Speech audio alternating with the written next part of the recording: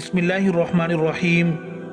अस्सलामु अलैकुम रहमतुल्लाहि व बरकातुहू। आजकल हर कोई सिंगल रूम की ख्वाहिश करता है, चाहे सफ़र में बाहर किसी होटल में रुकने की बात की जाए या फिर घरों में रात को सोने की बात की जाए। हर कोई इस बात पर खुश होता है कि उसका अपना अलग से एक कमरा हो। रात अकेले गुजारने और अकेले सफ़र करने के बारे में हम आपको हुजूर अक़दस सल्लल्लाहु अलैहि वसल्लम के फरमान बताने जा रहे हैं।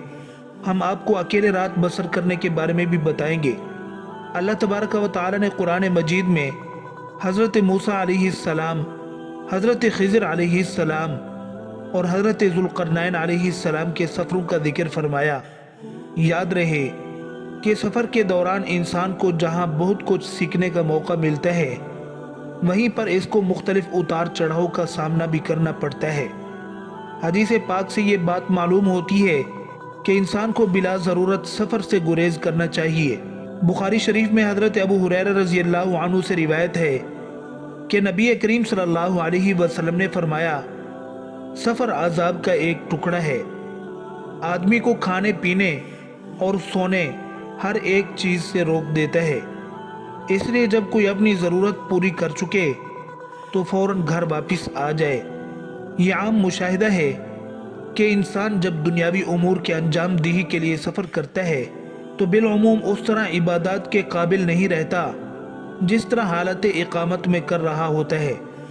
लेकिन नबी करीम सल्लल्लाहु अलैहि वसल्लम ने मुसाफिर को ये बिशारत सुनाई है कि उसको इकामत के दौरान की जाने वाली इबादत का सवाब सफ़र में भी मिलता रहता है। जैसा कि सही बुखारी में हज़रत अबू मूसा रज़ियल्लाहु अन्हु से रिवायत है, वो कहा करते थे कि नबी करीम सल्लल्लाहु अलैहि वसल्लम ने फरमाया कि जब बंदा बीमार होता है या सफ़र करता है तो उसके लिए उन तमाम इबादत का सवाब लिख दिया जाता है जिन्हें इकामत या सिहत के वक़्त ये किया करता था। अल्लाह ताला अपने बंदों पर किस कदर मेहरबान है। इसी तरह से सफ़र में अल्लाह ताला ने इंसानों पर इबादत की तख़फ़ीफ़ भी की है। चुनाचे सफ़र में नमाज को कसर अदा करना सुन्नत नबी सल्लल्लाहु अलैहि वसल्लम है। इसी तरह मुसाफिर के लिए दौरान सफ़र रोज़े रखना ज़रूरी नहीं है। जैसा कि सही बुखारी में हज़रत हमज़ा बिन आमर रज़ियल्लाहु अन्हु से रिवायत है, नबी करीम सल्लल्लाहु अलैहि वसल्लम से अर्ज़ की, मैं सफ़र में रोज़ा रखूं। वो रोज़े बकसरत रखा करते थे।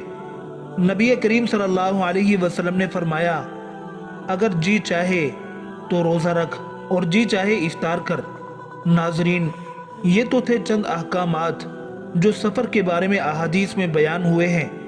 आइए अब आपको बताते हैं कि अकेले सफ़र करना कैसा है। आम मुशाहिदा है कि अक्सर लोग सफ़र पर अकेले रवाना हो जाते हैं। इंसान को ज़्यादातर कोशिश करनी चाहिए कि सफ़र में उसके साथ कोई ना कोई साथी मौजूद हो और उसको अकेले सफ़र करने से मुमकिन हद तक गुरेज करना चाहिए, क्योंकि इस बारे में सही बुखारी में हज़रत अब्दुल्ला बिन उमर रज़ियल्लाहु अन्हु से रिवायत है कि नबी करीम सल्लल्लाहु अलैहि वसल्लम ने फरमाया, जितना मैं जानता हूँ, अगर लोगों को भी अकेले सफ़र की बुराइयों के मुतालिक इतना इल्म होता तो कोई सवार रात में अकेला सफ़र न करता। नाज़रीन, अब खुद ही अंदाज़ा लगा लें कि रात का सफ़र करना किस हद तक ख़तरनाक हो सकता है और हुज़ूर अक़दस सल्लल्लाहु अलैहि वसल्लम ने किन अल्फाज में इंसान को रात के सफ़र से मुतनब्बे फरमाया है।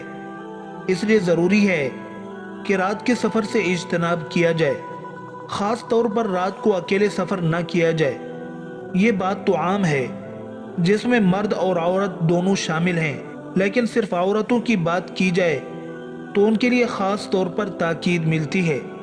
याद रहे कि औरतों को भी कई मरतबा रिश्तेदारों से मुलाकात, इलाज या किसी ज़रूरी काम से सफ़र पर निकलना पड़ता है। अहादीस मुबारका से ये बात वाज़ेह होती है कि औरतों को मर्दों से भी कहीं बढ़कर अकेले सफ़र से इज्तनाब करना चाहिए, इसलिए कि ये बात फितने का बायस बन सकती है और उनकी इज़्ज़त व नामूस को भी ख़तरा लाहिक हो सकता है। जैसा कि सही बुखारी में हज़रत अब्दुल्ला बिन अब्बास रज़ियल्लाहु अन्हु से रिवायत है कि नबी करीम सल्लल्लाहु अलैहि वसल्लम ने फरमाया, कोई औरत अपने महरम रिश्तेदार के बगैर सफ़र न करे और कोई शख्स किसी औरत के पास उस वक़्त तक न जाए जब तक वहाँ कोई महरम मौजूद न हो। एक शख्स ने पूछा, یا رسول اللہ صلی اللہ علیہ وسلم، میں فلاں لشکر میں جہاد کے لیے نکلنا چاہتا ہوں، لیکن میری بیوی کا ارادہ حج کا ہے۔ تو آپ صلی اللہ علیہ وسلم نے فرمایا، تو اپنی بیوی کے ساتھ حج کو جا۔ یہاں ہماری بہنوں کو غور کرنے کی ضرورت ہے، جو کہ بے دھڑک کسی بھی کام سے گھر سے باہر چلی جاتی ہیں اور محرم ساتھ نہیں ہوتا۔ اس لیے عورتوں کو خصوصیت کے ساتھ اس بات کا اہتمام کرنا چاہیے۔ رات کی بات تو بہت دور ہے، عورت کو دن میں بھی اکیلے سفر کی اجازت نہیں ہے۔ سفر کے حوالے سے چند مزید احکام پر بھی ہم بات کریں گے، لیکن اس سے پہلے آپ کو اکیلے رات بسر کرنے کے بارے میں بتاتے ہیں۔ اس حوالے سے حضرت عبداللہ بن عمر رضی اللہ عنہ روایت کرتے ہیں کہ نبی اکرم صلی اللہ علیہ وسلم نے تنہا رہنے سے منع فرمایا، یعنی نہ تو آدمی رات تنہا بسر کرے اور نہ تنہا سفر کرے۔ علامہ البانی رحمۃ اللہ علیہ نے اس حدیث کو بخاری کی شرط پر صحیح کہا ہے۔ اس حدیث میں رات اکیلے گزارنے کی واضح ممانعت فرمائی گئی ہے، لیکن اس کے باوجود ہم میں سے اکثر لوگ، خاص طور پر نوجوان، اس بات پر اصرار کرتے ہیں کہ ان کا اپنا کمرہ ہو جہاں وہ اکیلے ہوں اور انہیں دن رات کی تنہائی میسر ہو۔ اہل علم نے رات اکیلے گزارنے کی ممانعت کی بہت سی حکمتیں بیان فرمائی ہیں، جن میں سے چند یہ ہیں: تنہا نہ رہا جائے تاکہ شیطانی وسوسے سے محفوظ رہا جا سکے، کیونکہ انسان زیادہ تر تنہائی میں شیطانی وسوسہ میں مبتلا ہو جاتا ہے۔ اسی طرح یہ بھی وجہ ہو سکتی ہے کہ کوئی شخص تنہائی میں وحشت محسوس نہ کرے۔ یہ بھی ایک حکمت ہے کہ تنہائی میں کسی دشمن، چور یا ناگہانی آفت سے محفوظ رہ سکے۔ تنہائی میں کسی بھی اچانک مصیبت، بیماری وغیرہ کی صورت میں کوئی نہ ہو تو پریشانی ہو سکتی ہے۔ یاد رہے کہ رسول اللہ صلی اللہ علیہ وسلم کی ہر نصیحت پر عمل کرنے میں خیر ہے، اسی لیے بغیر یہ سوچے کہ اس بات میں کیا حکمت ہو سکتی ہے، مسلمان کو حضور اقدس صلی اللہ علیہ وسلم کی نصیحت پر عمل کر لینا چاہیے۔ اس میں اس کے لیے بہتری ہے۔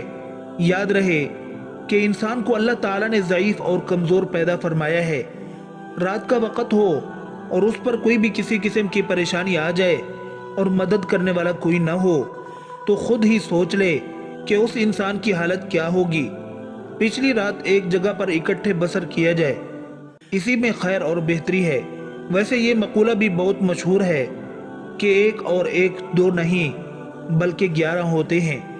جب انسان کا کوئی ساتھی ہوتا ہے تو انسان کے لیے ایک سہارا ہوتا ہے۔